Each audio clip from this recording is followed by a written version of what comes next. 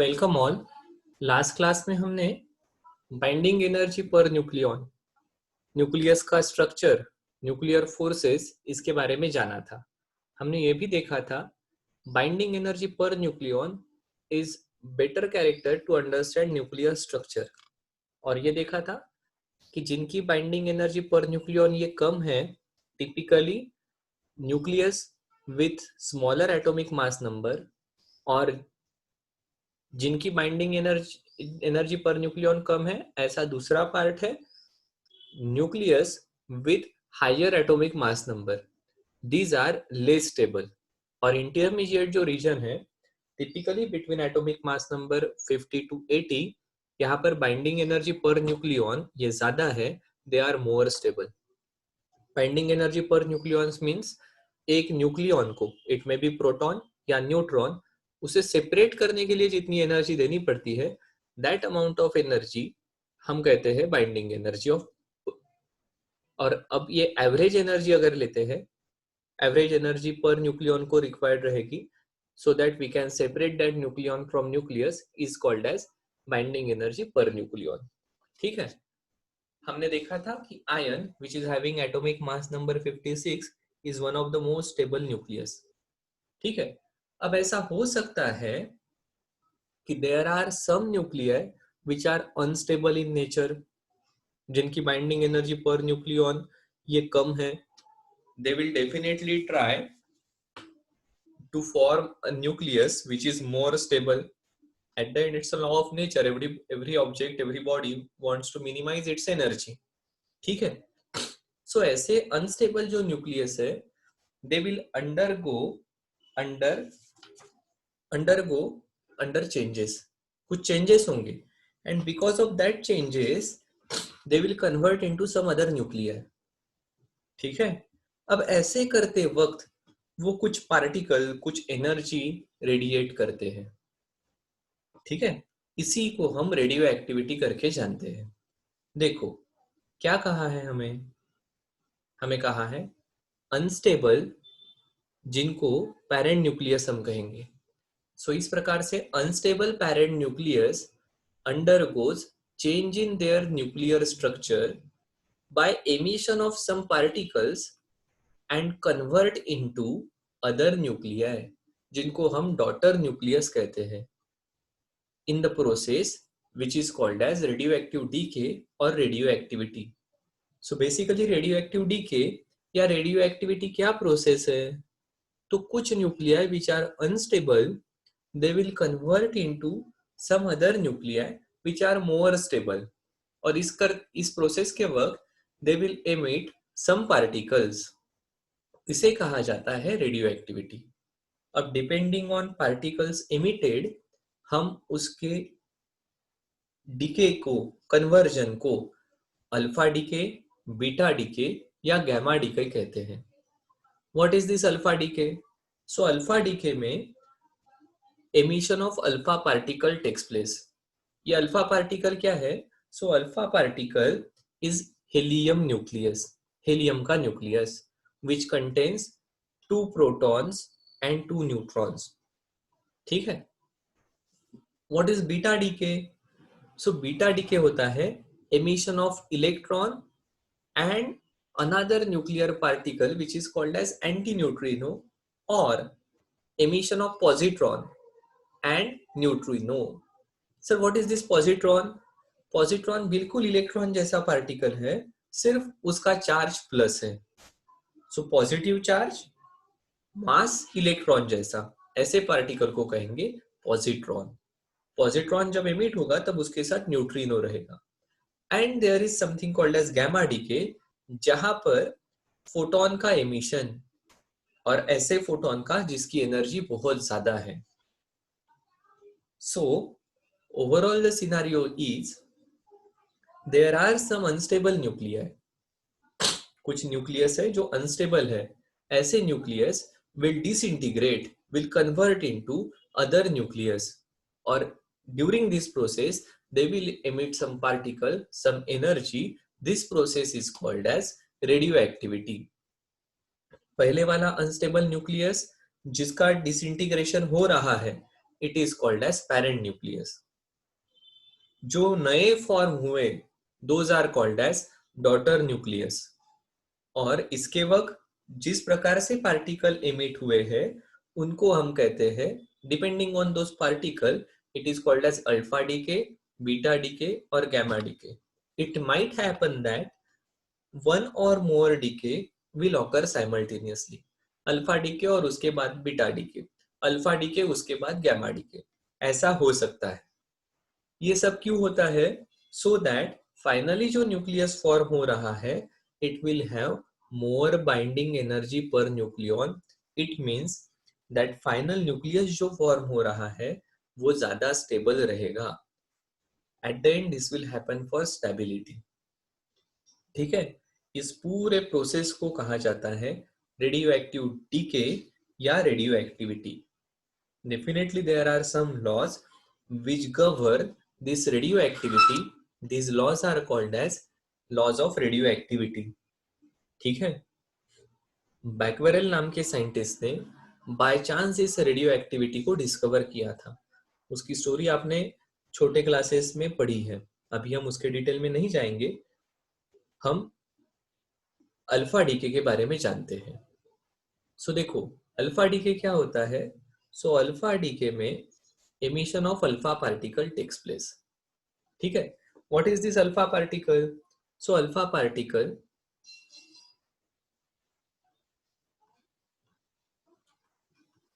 is nucleus of helium. Helium का nucleus जब हम कहते हैं तब उसका चार्ज +2 रहेगा.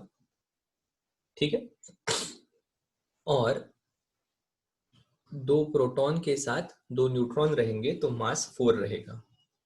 सो if there is some element which is given as x a z, इस प्रकार से एक कोई एलिमेंट है जिसका एटॉमिक नंबर a है और उसका atomic mass atomic number z है and atomic mass number a है, और अगर इसका अल्फा डीके हो रहा है, सो अल्फा डीके के बाद क्या होगा, यू विल ऑब्जर्व इसका एटॉमिक नंबर 2 से कम हुआ है, इसका एटॉमिक मास नंबर 4 से कम हुआ है. अब देखो एटॉमिक नंबर कम हुआ मतलब definitely this is different element और it will accompany with alpha particle which is helium का न्यूक्लियस. सो 4 से कम हुआ वो 4 यहाँ पर आए हैं, 2 से कम हुआ एटॉमिक नंबर वो यहाँ पर आए हैं. ठीक है, generally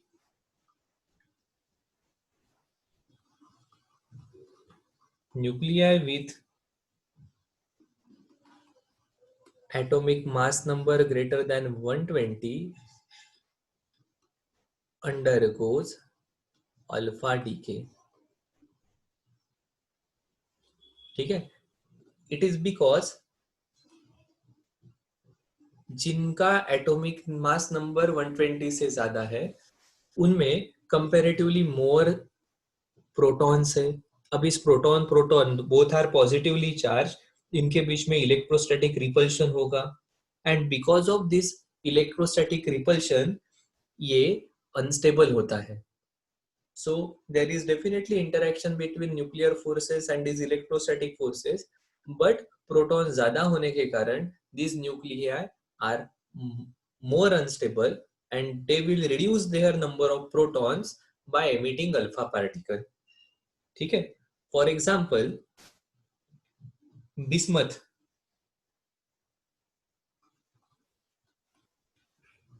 which is having atomic mass number 212, it is greater than 120 and atomic number 83. It undergoes alpha decay and it forms thallium Tl और साथ में अल्फा पार्टिकल एमिट होता है. अब अल्फा पार्टिकल एमिट होता है मतलब इसका एटॉमिक नंबर 2 से कम होना चाहिए, सो 83 का 81 हो जाएगा एंड एटॉमिक मास नंबर 4 से कम होना चाहिए, दिस विल बी 208. अब इंटरेस्टिंगली यहाँ पर दो चीजें हम समझ लेते हैं। हमने जो पेरेंट एंड डॉटर न्यूक्लियर कहा, सो यहाँ पर this bismuth is parent nucleus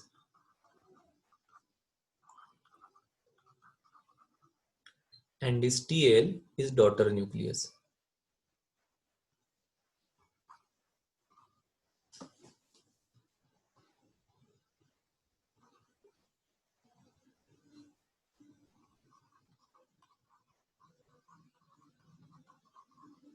ठीक है। अब इंटरेस्टिंगली ये जो प्रोडक्ट फॉर्म हुए हैं इनका मास ये बिस्मथ के ओरिजिनल मास से कम रहेगा। The mass of product is less than daughter parent nuclear. ठीक है। फिर ये मास गया कहां पर? So this mass will be converted into energy. ठीक है। The mass of product is less than mass of this parent nuclear. जो मास का डिफरेंस है it is called as mass defect and this mass defect is converted into energy. कितनी energy रहेगी ये?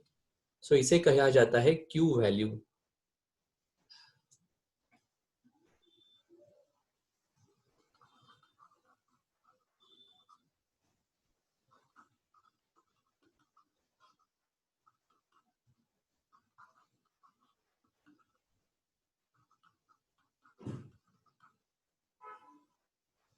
It is called as Q value और इसे दिया जाएगा Q equal to mass defect. किसके मास में डिफरेंस है? So mass of daughter parent nuclear which is mass of X minus form क्या हो रहे हैं? वाई फॉर्म हुआ और क्या फॉर्म हुआ? अल्फा पार्टिकल फॉर्म हुआ। ठीक है।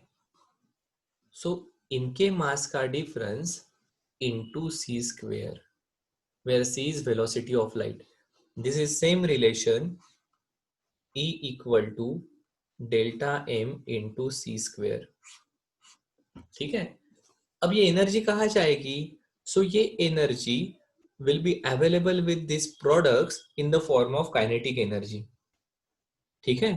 सो जब इस प्रकार से अल्फा डीके होगा हमारा पेरेंट न्यूक्लियर डॉटर न्यूक्लियर और अल्फा पार्टिकल में कन्वर्ट होगा, इसके साथ ट्रिमेंडस अमाउंट ऑफ एनर्जी रहेगी। ये एनर्जी क्यों आई? Because mass of parent nucleus ये डॉटर न्यूक्लियस के और अल्फा पार्टिकल के मास से ज्यादा था। जो मास डिफेक्ट है, जो डिफरेंस इन मास है डेल्टा एम, वो कन्वर्ट हुआ है एनर्जी में with the relation E equal to delta M into C square. इसे कहा जाता है अल्फा डीके। अब नेक्स्ट डीके है गैमा बीटा डीके। ठीक है। बीटा डीके में क्या होता है? सो जैसे हमने कहा था beta decay is emission of electron and anti neutrino और emission of positron and neutrino. So देखो इसके दो टाइप है, उनको समझ लेते हैं। एक है जहां पर इलेक्ट्रॉन और न्यूट्रिनो एमिट होगा। ठीक है।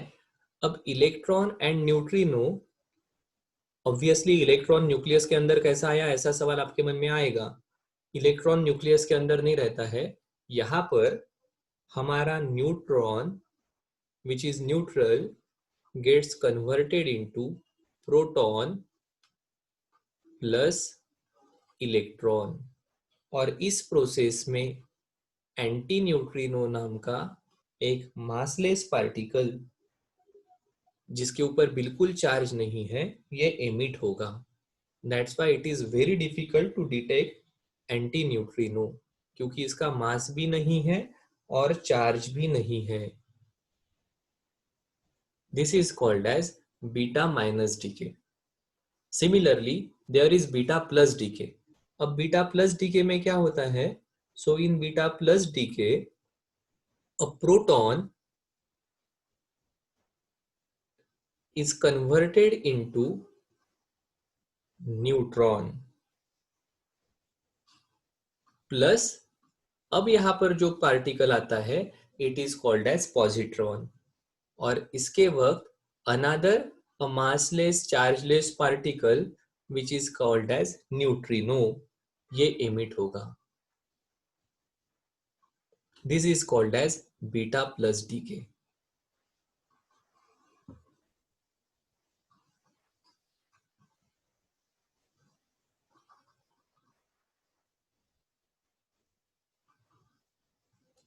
Beta plus decay.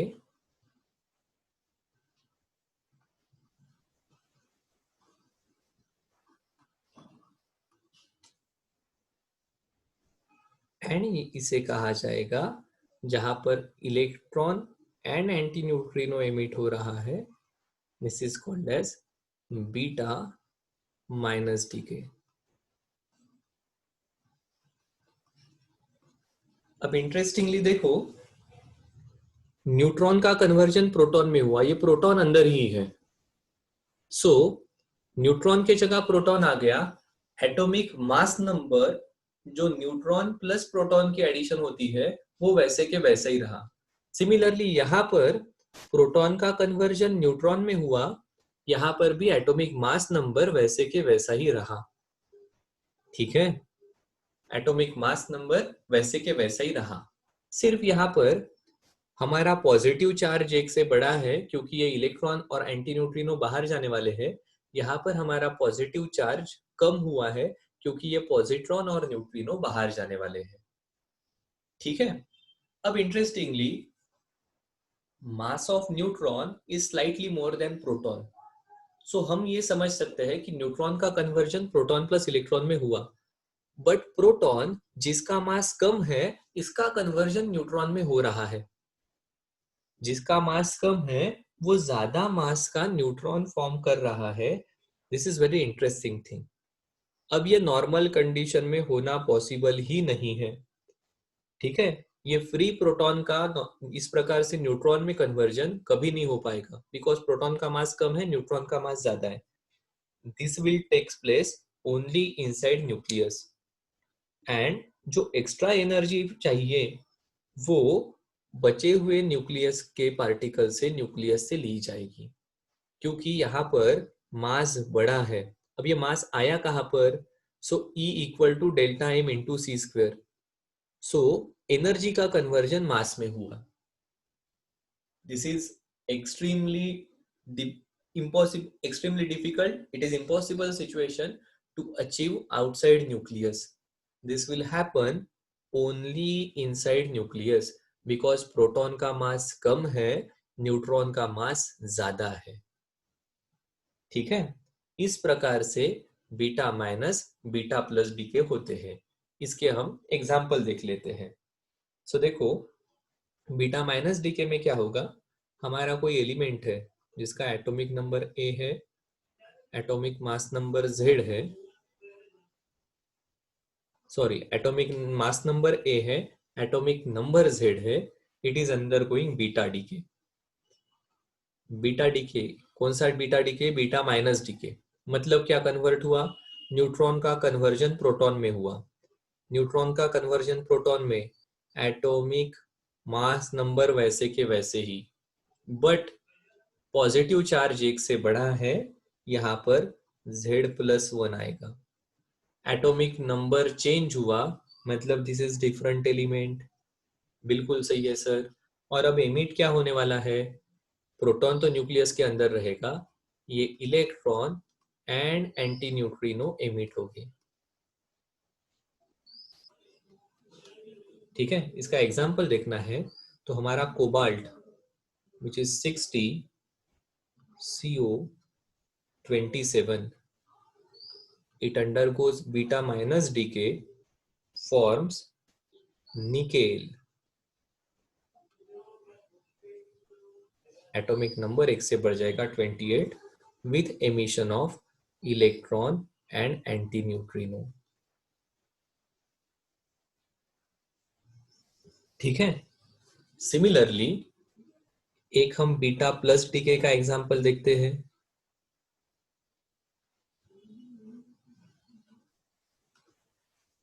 Beta plus decay में क्या होगा, हमारा जो एलिमेंट है, element X with atomic number Z and atomic mass number A is undergoing beta plus decay.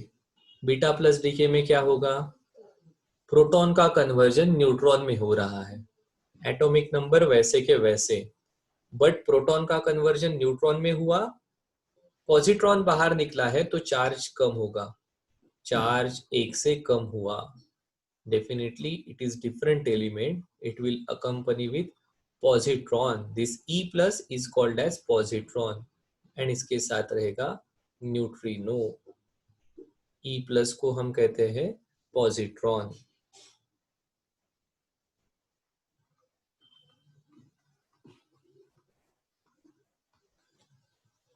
Particle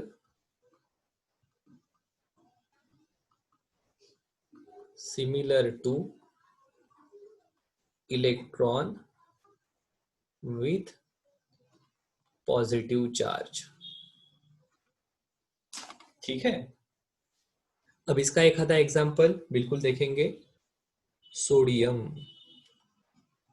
20Na11 will undergo beta plus decay, atomic number एक से कम हुआ 10 to 8, ये बन गया हमारा नियॉन, एटॉमिक मास नंबर वैसे के वैसा ही रहा, it will accompany with emission of positron and neutrino. ठीक है, सो इस प्रकार से बीटा डीके होता है. अब यहां पर भी टोटल मास ऑफ प्रोडक्ट, ये जो फॉर्म हुए हैं, ये मास पेरेंट न्यूक्लियस से कम रहेगा. यहां पर भी जो मास डिफेक्ट है, it will get converted into energy, उस एनर्जी को हम क्यू वैल्यू से देते हैं. सो क्यू वैल्यू दी जाएगी मास डिफेक्ट, किसका मास, सो मास ऑफ एक्स. क्या क्या फॉर्म हो रहा है, वाई फॉर्म हुआ, और कौन फॉर्म हुआ, पॉजिट्रॉन या इलेक्ट्रॉन, दोनों का भी मास सेम है. सो ये जो प्रोडक्ट है, वाई एलिमेंट का न्यूक्लियस प्लस इलेक्ट्रॉन और पॉजिट्रॉन, क्योंकि anti neutrino massless chargeless particle है, सो ये जो मास है प्रोडक्ट का और ये मास है पेरेंट न्यूक्लियस का, इसके बीच का difference that is delta M, ये कन्वर्ट हो जाएगा एनर्जी में, that is delta M into C square से. This energy will be available with nuclear particles. ठीक है, ये जो फॉर्म हो रहा है, डॉटर न्यूक्लियाई जो हो रही है, उनके साथ ये एनर्जी अवेलेबल रहेगी.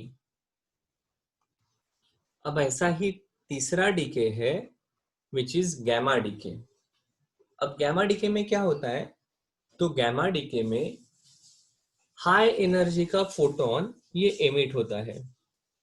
ठीक है, अब ये कैसे होता है, सो देखो, जैसे हमारा न्यूक्लियर एटॉमिक स्ट्रक्चर हमने देखा है कि एटम के इनसाइड ऑर्बिट्स रहती है.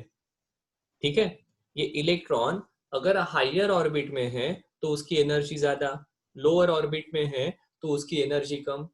बिल्कुल similar to orbital structure nucleus के अंदर का भी स्ट्रक्चर होता है.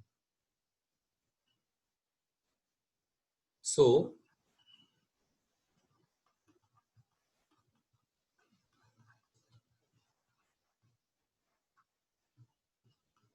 similar to orbital structure,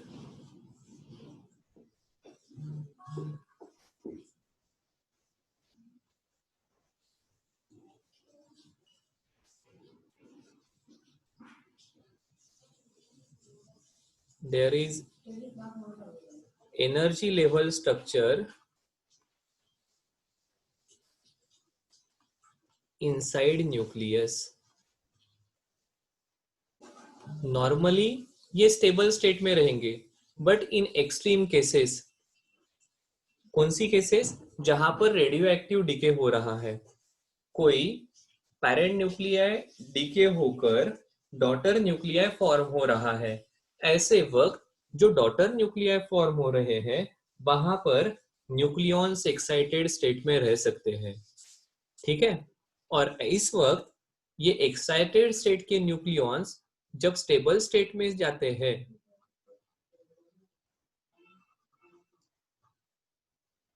when nucleons transit from excited state to stable state of lower energy,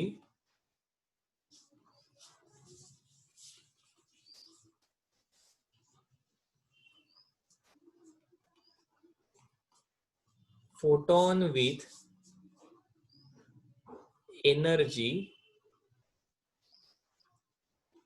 equal to energy difference is emitted. So देखो, that's why हमेशा gamma decay will be accompanied with alpha decay और beta decay. Alpha decay या beta decay के साथ ही accompany होगा, क्योंकि वहां पर ही नया न्यूक्लियस फॉर्म हो रहा है एंड वहां पर ही चांस रहेगा कि जो हमारे न्यूक्लियॉन्स है they will be in excited state. हाँ, एक मेजर डिफरेंस है. हमने हाइड्रोजन के केस में देखा है कि स्टेबल ऑर्बिट से इलेक्ट्रॉन को फ्री करने के लिए जो एनर्जी लगती है,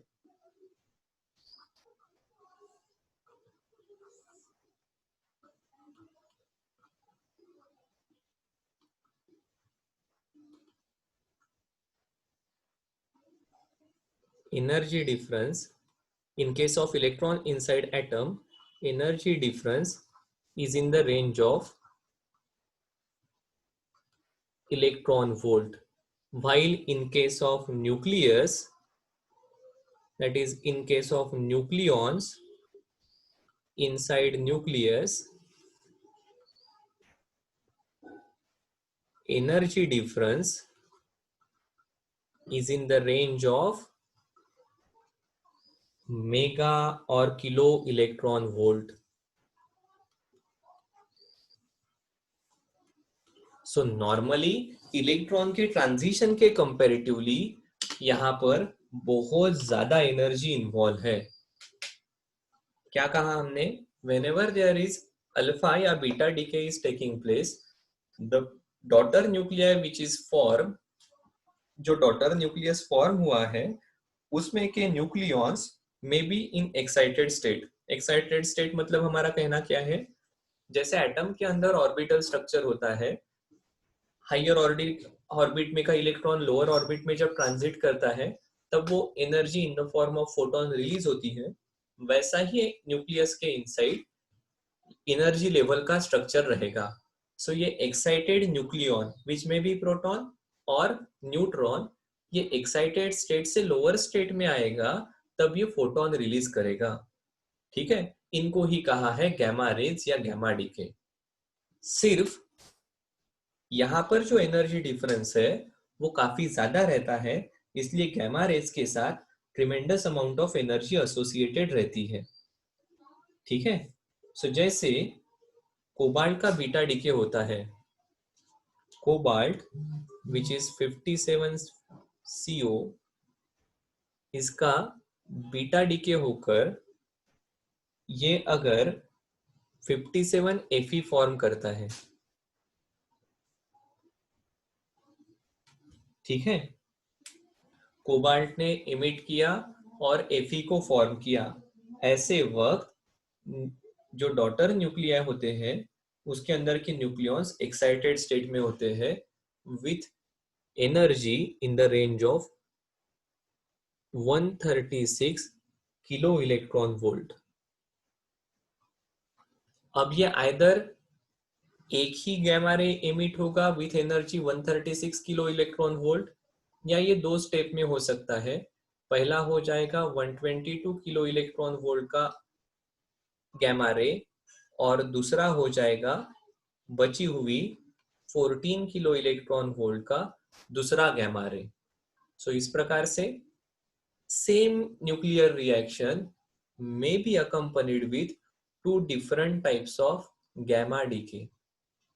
अब ये किस प्रकार से होगा, कौन सा डोमिनेंट रहेगा, कौन सा डीके ऑब्जर्व होगा, दिस ऑल डिपेंड्स ऑन उस कंडीशन कि विच transition is giving more stable nucleus, कौन से ट्रांजिशन से, कौन से गैमा डीके से ज्यादा स्टेबल न्यूक्लियस फॉर्म होते हैं।